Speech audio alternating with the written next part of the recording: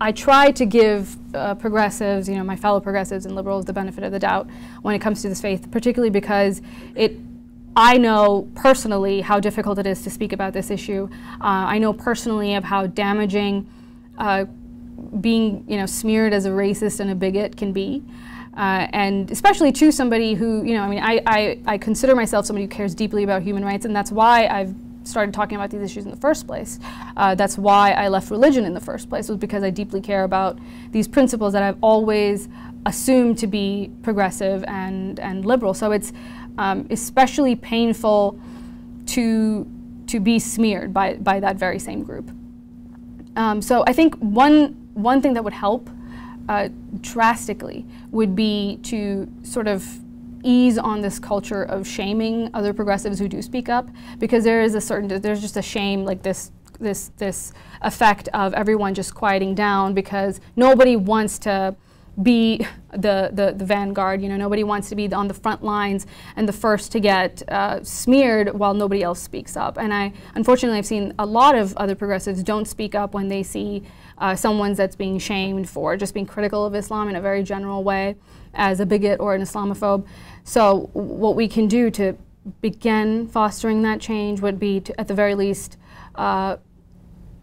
allying with those who do choose to speak up and trying to foster a dialogue where we don't shame people, fellow liberals and progressives, people who we know to be operating with similar goals in mind, but perhaps we just disagree.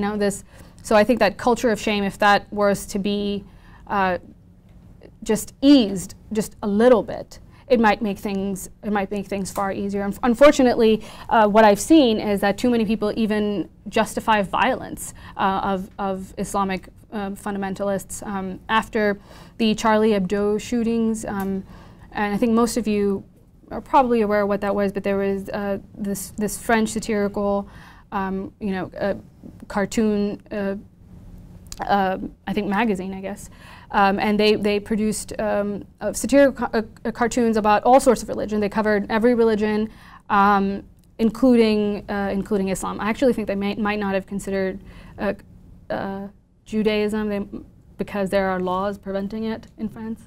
I'm not sure, but they did cover Christianity, and they wanted to just tackle religion as a whole and talk about this issue that faces all societies that have this sort of patriarchal, backwards religious views.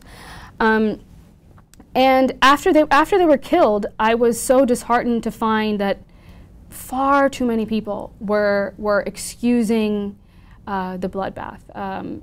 There were so many people that were killed, and it was just an extreme display of violence, and in fact what I call the violence veto. You can't say that you are a part of a democracy if there's always this lingering threat that someone will answer your view with a bullet to the head. You're not really free to say whatever you want, because that's always there, and that's the ultimate veto, because it's incredibly effective, and it has just this silencing effect that pervades all culture. And instead of everyone uniting, especially those in English-speaking countries who didn't really get French humor. Plenty of them just found the French cartoons racist because they just didn't understand the nuance of it. But they were too busy calling the cartoonists racists and too busy talking about, well, was this cartoon appropriate or inappropriate? Well, it doesn't matter. It doesn't matter if it was appropriate, and it doesn't matter if it was, even if it was incredibly insulting. There's no justification for that kind of violence, none at all. And there needed to be just a unanimous, united, unflinching front, and that's not what we got. That's also not what we got. I think this might have been the first blow to freedom of speech was the Salman Rushdie affair, which happened, a long time ago. I think 1989 was when this happened. when Salman Rushdie published a book, The Satanic Verses, and it was met with just howls of outrage from Muslim communities in Britain and then across the world. And he was placed under police protection, and he had to just go and essentially live in hiding for a very long time. I believe maybe just now he might have eased up on some of those restrictions, but he lived in hiding for such a long time, and there were plenty of people who were not really defending him, and in fact talking about how he really should have known better than to insult this group of people and this faith that they consider so sacred.